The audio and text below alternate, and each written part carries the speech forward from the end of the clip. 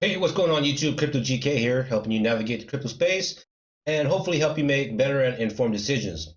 Today's video will be on frequently asked questions for people who have basically just bought their first cryptocurrency, whether it be on Coinbase, Uphold, or Gemini.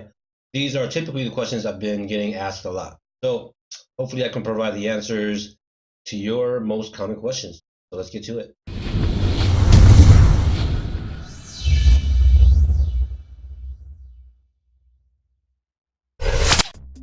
So, if this is your first time here, I just want to say thank you for coming over and watching my videos.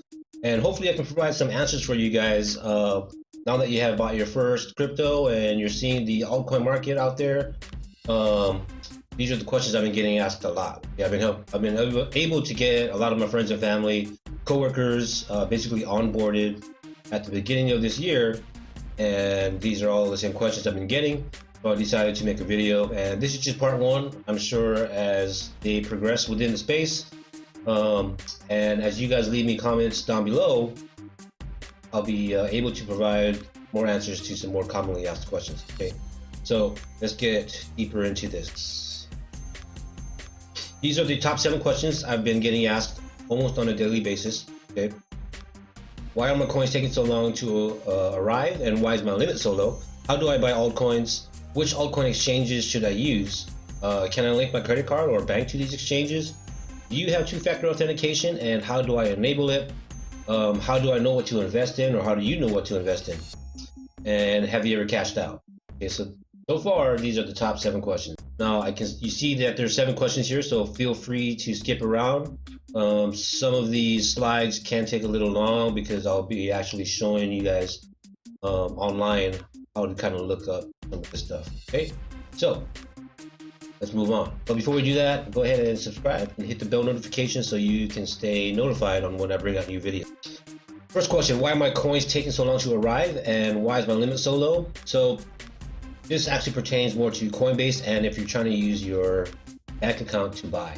Okay, so if you're using a bank account to buy on any of these websites, fiat gateways, Coinbase, Gemini, or Uphold, it usually takes a lot longer than Critically Instant, right? They get their funds. If you're using a bank account to purchase cryptos, it just takes a lot longer than, say, using your credit card. Okay, that's because the banking sector has their own clearing and settlement processes that they have to go through. And I want to say that over time, the time in between gets a lot shorter, meaning the range is typically 3 to 8 days, but I've been getting mine closer to 4 or 5 days, which still is a long wait, but it's okay because you're investing, right? You're not trading, so you don't have to buy and sell immediately, right? And if you do, then you can use your credit card, and there's pros and cons to using both of those, all right? Why is my limit so low? Well, when you first start off, they're going to start your limits off pretty low. Also, there are verification tiers, and the more verification you go through, one, the limits get higher, and also the more and more that you buy on a regular basis, your limits will also be raised that way as well. Okay. Second one, how do I buy alts? Altcoins are basically anything other than Bitcoin. So Litecoin, Ethereum, and Bitcoin Cash are also considered to be altcoins, but those are available. So there's a lot of coins and projects out there that you are not able to buy through these fiat gateways. Okay. And if you're just buying your first cryptos, you probably realize at this point that there is a whole nother market out there where the percentage of gains is that much higher because the projects that are being built are basically new generation projects, you know, that are utilizing the revolutionary technology of the blockchain. Okay, so to be able to buy your altcoins, right, first you'd have to have an exchange account that you signed up for. Okay, this is beyond the ones that you already have as far as Coinbase, Uphold, or Gemini. And I'll talk about all these different exchanges on the next question, I believe. And then after that, you'll have to send your Ethereum or your Bitcoin to this new exchange that you signed up for, because that's just how the markets work. You know, to be able to buy or sell any of these be able to buy any of these coins, you'll have to have Ethereum or Bitcoin. If you don't know how to send or receive cryptos yet, I do have a video on that, and it should be either up there or in the description below. So please feel free to watch that video. After that, you'll do your research, right? Hopefully you're doing your proper research, your due diligence, making sure that these investments are good investments, okay? And once you've done that, and you trust your analysis, and you verified through other people that's been in the market, or other people that do research on the same projects that you're looking at, okay, and you still feel good about it, then go ahead and buy it, right? Because ultimately it's really up to you what you do with your money, okay? Anytime anybody does any of these reviews, they'll tell you that it's not financial advice, and it's not. You got to be able to do your own research because it's your money at the end of the day. All right, which altcoin exchanges should I use? So research will guide you to the correct exchanges, and what I mean by that is, let me show you real quick how to actually do that. Okay, so this is CoinMarketCap, all right, and let's just say I want to buy into NEO. Okay, so NEO is a ticker, and let me show you this front page though. This is just the top 100. Okay, so there's so many coins out there, and if we go all the way back up to the top here, it'll show you how many projects there are. There's 1433 projects just listed here. Now there's more continually coming out. There's ICOs that are coming out, different projects, different teams. So this will likely be up to 2,000 by mid-year, maybe, we'll see. But if you want to find out where they're actually at, okay, where the coins are trading with the highest volume, you would come here to CoinMarketCap, and I will link this in the description below as well. If you know the ticker or the name of the coin that you want to buy, or maybe someone told you, hey, this is a good project to buy into, then you can go ahead and look for it here. And then it will bring you to their page where it tells you basically their stats, okay? Market cap is a pretty big thing to kind of understand for all you new people investing, okay? It's not about the price of the coin, it's about the market cap and how far it can continue to get to basically the top 20 or the top 10. Okay, so I will produce a video on how to basically analyze projects, okay? So be on the lookout for that. And that's it. So here we went to NEO. Okay, there's a bunch of stuff that I'm going to show you later on in this video.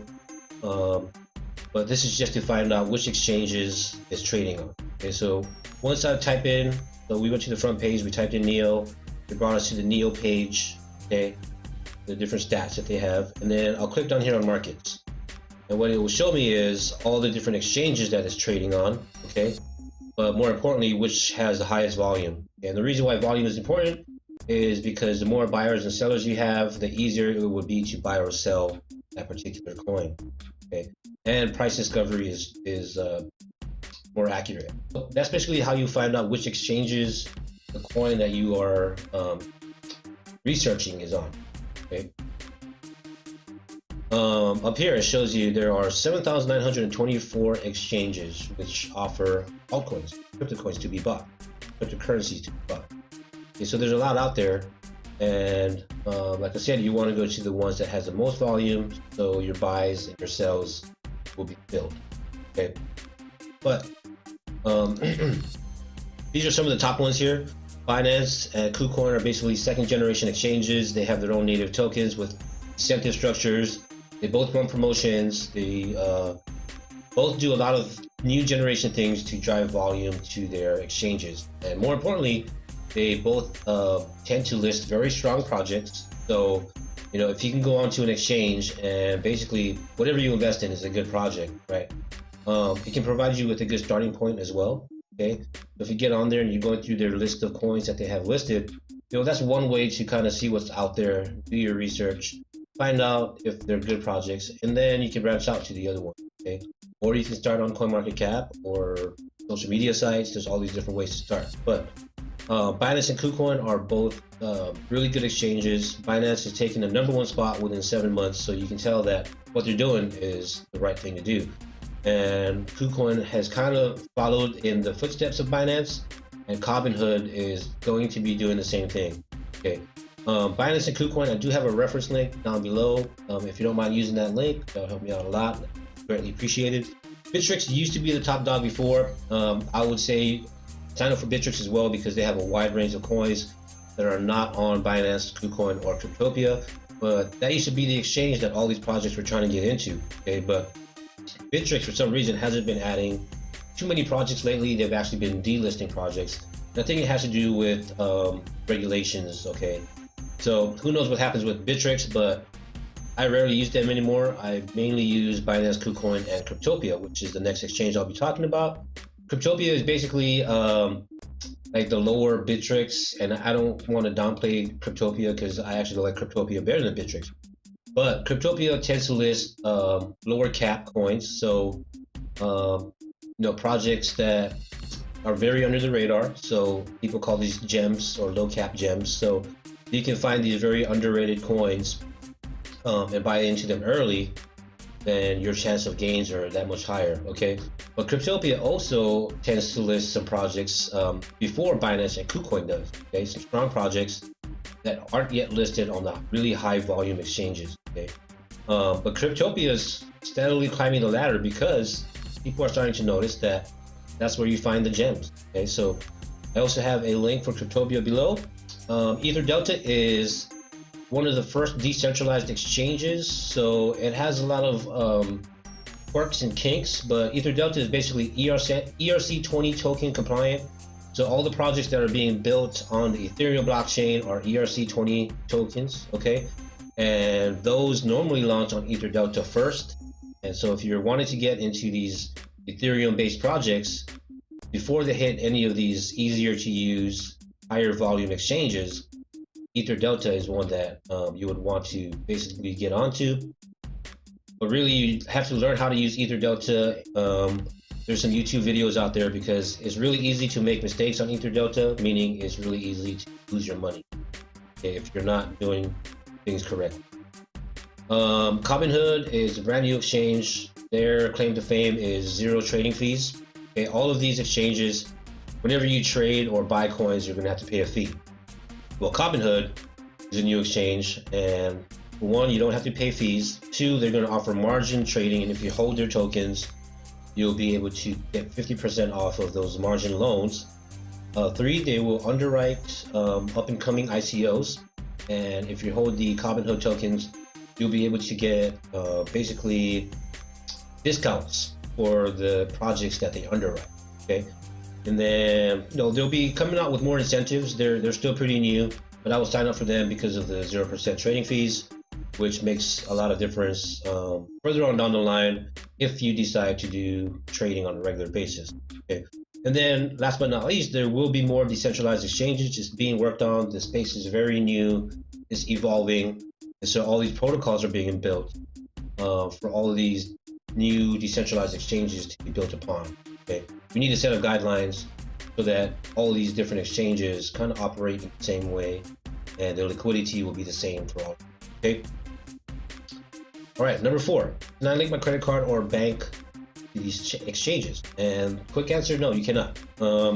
Regulatory issues, depending on where they're located, kind of play a big part. And so instead of having to go through that whole pain, right, they can just make a crypto to crypto exchange rather than a fiat gateway like the Coinbase. Okay. But yeah, that's it. You can't do it. Further on down the line, like Robinhood is actually, that's another one of their good things, is that Robinhood is basically going to be able to link credit cards and bank accounts to be able to buy crypto with cash. Okay, so once you start rolling, I expect Robinhood to increase the value. So Robinhood tokens might be the right play right now, but this is not financial advice. Do your own research. Okay, can I link my credit card? I already answered that. Number 5, do you have two-factor authentication, and how do I enable it? Yes. I always preach that you use Bookmarks for any exchange or any website that you're going to use on a normal basis. That means CoinMarketCap, you want to bookmark Binance, KuCoin, Cryptopia, all these different exchanges. If you sign up for them, bookmark them, and use those bookmarks. And chances are, most of these exchanges actually, after you sign up for them and register and go through their registration process, they will prompt you to activate or enable two-factor authentication. And it really is for your own good, so do it. This is how you would actually do it. First, you would go to your store, wherever your apps are, whether you have a iPhone or a Google Pixel or a Android, whatever it may be. Go to the store and download Google Authenticator, right? Do a search for it. It'll pop up there. And then once you have it downloaded, you'll log into the exchange. So KuCoin, Binance, or Cryptopia, the user interfaces are different, but you're going to want to go to the settings to activate or enable two-factor authentication. Okay. So I'm going to show you real quick on the different websites where they're located. All right. So they're all different user interfaces, but you have to go basically to the same place to get to it. So once I sign into Binance, this is like the landing page. So once you go through the verification process and you sign in, the first time you sign in, it's going to have a big prompt right here that's going to say enable two-factor authentication, and that's right down here. You can either use the Google app or you can go through a text message. So they'll text message you every time you log in. Okay, and so you'll click enable here. The QRL code would pop up. Once that pops up, you would basically use that Google Authenticator app that's on your phone, open it up, and then at the top right hand corner there's a little plus sign. Click on that plus sign and then you will scan the QR code. And then after that, you'll go through the rest of the process. Basically with Binance, they have you write down a backup key, and then on the very next part of that verification process or activation, they'll have you enter your password, that's that digit or that backup key that you just wrote down and backed up, and then the 6-digit number from your Google Authenticator app. Okay. With KuCoin, it's pretty simple. You don't have to do any of that, but it opens you up to this assets page. Okay, you would just click here on settings, go down here to Google two-step on the left there, and then you would activate it. Basically the same way. You'd open up your application, press on the plus sign, scan the QR code, and then I think with KuCoin, it automatically logs you back out, and then you have to re-sign back in. Okay, so here's Bittrex. All right, for this one, you will just go over to settings here, and this is the settings page, and then you come down here on the left to two-factor authentication. Okay, so as you can see, most of it is just, you gotta just head over to your settings tab, wherever that may be on whatever exchange you sign up for, and then go ahead and activate it. And it's all kind of the same. Some ask you to do a little more than others, but it doesn't really take that long, and that's another step of security. Okay. All right, next question. How do you know what to invest in? Okay, so here's where it gets tough for me to answer this question for most of my family, for most of my friends and coworkers, because what I value in a project and what I research in a project may not be the same value that you look for when you're researching. Okay, but I will say that the metrics for evaluating a project are pretty similar across most of the people that I converse with on crypto and different projects to invest in. Okay, but I will be producing a video on how to properly analyze, or how I properly analyze different projects and ICOs. But this is just a quick thing here. Okay, just a general overview, right? So the first thing is to self-evaluate, right? We don't want to fall to fear and greed, emotions, right? Emotions can cause you to make some pretty bad trades. I know firsthand. So you gotta self-evaluate, know what kind of person you are, know your risk tolerance before diving into cryptocurrencies, which is tough to do because I'm sure you've seen the volatility and how high it can go in a day. And it's okay, if you got in on fear of missing out, that's fine. I did, but right after I did that, then I did my proper research and realized what we have here. Okay. Secondly, you want to basically come up with your first order principles, right? So these are just guidelines that you're going to follow whenever you're either researching a project or if you're trading. These rules that you're going to follow and not break them. Okay, so here are just some examples. If I'm going to look at a project, I want to first know that it's a unique project. Secondly, I want to see who the team is.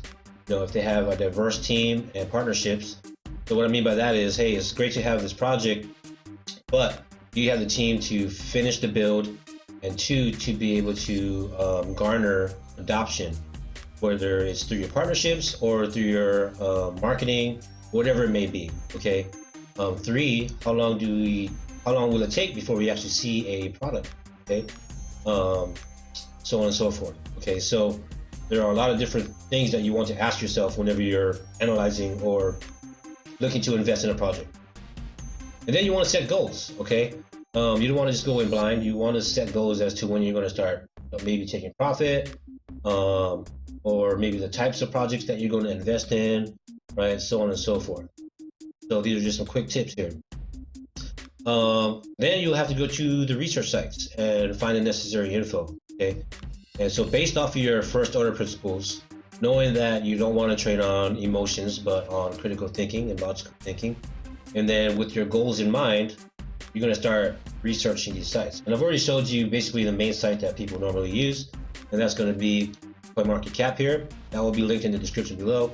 And I'm just going to take you through a quick thing here on CoinMarketCap.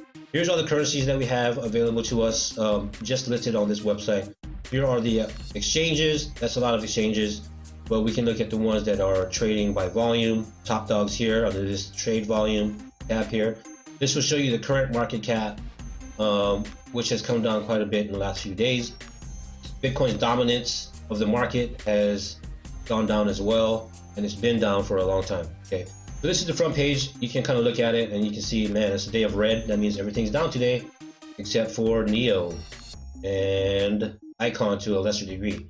Okay, so you can kind of come down here, and these are all the top 100 coins. If you click on all of these, it'll bring you to their page. Okay, so let's talk about Neo here. Click on Neo, it'll tell you your circulating supply, the market value, and if you times the circulating supply by the market value, it'll give you your market cap. It'll also tell you the total supply, so over time, how many Neos will actually be out in circulation. Okay, but market cap is a very important one too that comes into play, because as you can see here, it's already ranked number 9 and has a market cap of 10 billion.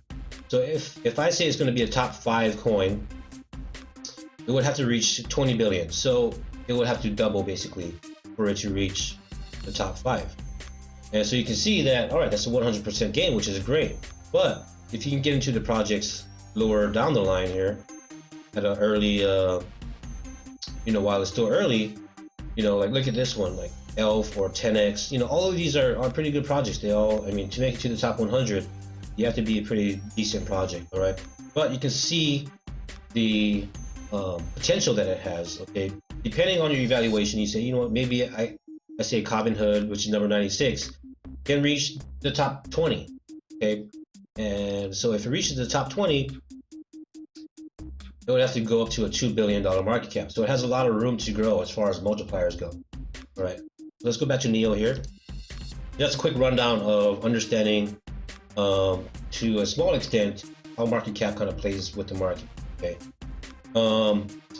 But I like using this page too to be able to access trusted website links. And so if I'm looking for a project, I'll go in here and actually press this website link because they're trusted. If I do a search through Google, there's a high chance or a slight chance of there being fake websites that are basically copies of the website you're trying to access. And if you click on that website, they can install malware. You could be putting in some information, private information that now hackers have or scammers have to basically get into your accounts. Okay, so be very wary of doing search links. And here's a tip for that. If you hover over the actual link that is presented to you, down there in the bottom left, it'll tell you where it's actually going to. Okay, so you want to make sure that you want to verify whenever you do a search. But use these links on these through CoinMarketCap, and if you want to bookmark it, then you will just hit this little bookmark icon and bookmark it. Okay. If we go back here, this also has a few different things to look at. This one tells you the rank. We talked about the markets tab, where it's being sold at which volume. Okay, Binance is the highest volume with 134 million of 24-hour. And then also I like clicking on the social media tab, and this usually links to their Twitter. And I use this for two things. One, if I want to follow them on Twitter, I can get their actual handle here. And then two, if you don't want to follow them, you can just look at their last Twitter posts, right? So this is a good thing to have, okay? And if you don't want to scroll through this front page to find them, if you know the name of the project, you can just go here, Cardano, or if you knew the ticker, you can just put the ticker. So if I just put ADA in here, it'll come up with Cardano. and then you would go through all the metrics. You find out where it's being sold at, find out what their Twitter feed is.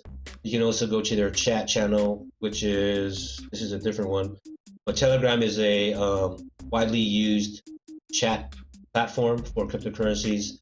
A lot of times it'll be listed here as well as a direct invitation to their channel. Okay. Some other tabs here. You can look at the trade volume. So if I look at the 24-hour volume rankings by exchange, BitHome is number 1, Binance is number 2. Okay, so you can see here, BitHome did 3 billion in 24 hours, and so did Binance. Okay, so you can kind of see where these exchanges stack up. And then if we go to trending, you can look at the biggest gainers and losers over the last 24 hours. And as you can see here, a lot of these are what you would call shit coins. Okay, they're not going to be around forever. Some of them aren't. Okay, but normally people use these smaller coins as trading vehicles, right? They may not be around, but you know, I don't want to get too far into that. Basically, look out for pump and dumps. Don't fall for pump and dumps. If you do, then you're trading on emotion and not critical thinking. Okay, but if you come down here to the biggest losers, now this is where you can kind of take advantage of some stuff, right? If you're coming down here and you see a coin that you've been searching, or you've been doing some research into, and you feel like it's a strong coin, and it ends up down here in the biggest losers, okay, the chances of it rebounding are high, because if it's a good project, it's going to rebound back to where it was before. Okay, so if you see, like, if I see Neo here one day and it's down 30%, that's a good buy to me, because Neo is a strong coin, it has a strong following community. I would get in on that because I know that it will probably go up that 30% back to its original price and then some. Okay, so that's how I would use it if you are using this page. That's just one option. Okay, I'm not telling you how to use it, but that's a good way to kind of use it. And then recently added is another good one too, because normally when it gets added to CoinMarketCap, there's usually some kind of pump. Okay, so if you can get on here and, you know, like Vest just got listed 2 days ago, you can find out things about Vest. Go to the website, you can search what it's all about, and then you can find out where it's being traded here. If you like it, go to cryptos and you can buy it there. Okay, so this is your first step normally. Now ICOs is a whole different animal in itself, and like I said, I'll be coming out with a longer video on actually going through and evaluating a project based on all the kind of stuff that I touched on already. Okay, then ICOs will be a separate video, because you have to kind of look at ICOs from a different lens. Okay, so go back to the slide here. Okay, so other than that, so first of all, I didn't mention this, but your investing principles and your guidelines. Okay, so some traders or investors will not buy a coin unless it's in an uptrend, but you won't know that if you're not charting. Okay, if you're investing and dollar cost averaging, meaning you're buying the same coin that you've researched and you really like, you're going to buy the same coin every week with a certain amount of dollars. You know, history has shown, and there's some videos out there, like Bite-Sized Bitcoin on YouTube. He has one where he dollar cost averaged Litecoin for a year, okay, and he bought $100 of Litecoin every week for 52 weeks, and so the $5,200 he put in at the end of the year ended up being $142,000. Okay, so as you can see, just by dollar cost averaging and putting in a certain amount into a strong coin every week, it doesn't matter what the price is. At the end of the year, it's going to be a lot higher than the $5,200 you put in. Okay, so I showed you CoinMarketCap. Twitter is a great resource for investing in cryptos, because there's a lot of people on there that do their own analysis, that will post undervalued coins, and you know, it's up to you to basically back test their picks. Okay, like for me, I'll watch what they pick. I'll go and research them myself. It will either pique my interest or it won't, but I will still keep an eye on it to see if, you know, their track record is good. And if they are, then maybe I'll take a gamble on a few of their calls. Okay, and the great thing is there's so many cryptos out there that there's always going to be a project for you to basically pick from. Okay. Also, Telegram, like I said, is a very widely used chat Telegram or a chat channel. So I would suggest using those as well if you want to keep up with the projects and what they have going on. And a lot of times you can stay in touch with the actual development team, and you can ask them questions if you have any.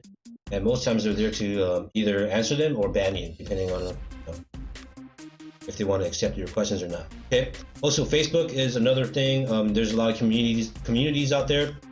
And when I first started, I did do a Udemy course to learn how to actually invest into crypto and how to navigate the space. Okay, and then at the end, we were able to join basically his Facebook. Okay, social media, blogs, and forums. Okay, so there's a lot of information out there, and you can't do it all by yourself. So if you can find a good group to join that has valuable information and people that do the same, critical analysis that you do, then two heads are better than one. And then lastly, it's all up to you. You got to trust your own analysis and evaluation. And as long as you're developing your first order principles and you self-evaluate and know that you're either emotional or not emotional, you're critical or not critical, will help in the long run. Okay, just make sure that you basically follow your guidelines. Don't fall to fear and greed. And then the last question here is, have you ever cashed out? And I haven't cashed out. I know people that have cashed out. My girlfriend has cashed out, and it's really not that hard. Okay, you basically, if you're on an altcoin exchange, you will basically cash back out to Bitcoin, Ethereum, or Litecoin. You will then send it back to Coinbase. Then you will sell it on Coinbase and then have it deposited back into your bank account. So it's pretty simple to do. Again, I did post that video on how to send and receive crypto. So, that video is on how to send out from Coinbase, but you would just follow the reverse order to go back into Coinbase. And then once you sell it, you can choose the option to have it deposited into your bank account. But these are a few points here in reference to cashing out. Okay, 1, never invest more than you're willing to lose. Okay, so if you're investing your bill money, then you're doing it wrong. Okay, this should be basically maybe some extra savings that you're pulling away.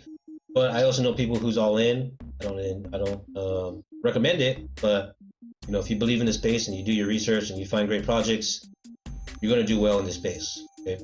Number 2, do your own research and figure out your risk tolerance.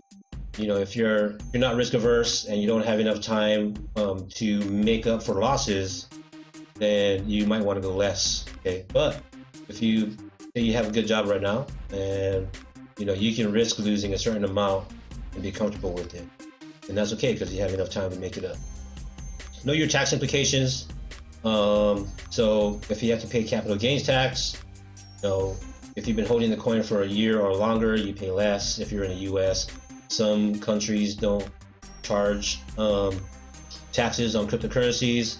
It's like I said, the space is very new, and even in the US, the guidelines are kind of hazy, right? There's no set guidelines on how to actually report.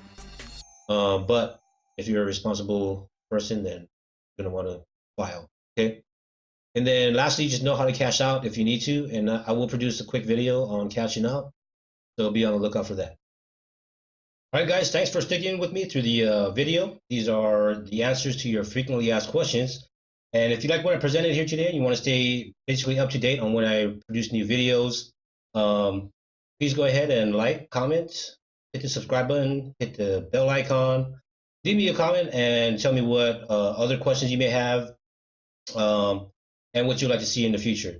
All right, don't forget to follow me on Twitter, and thanks for watching. I'll see you guys in the next video.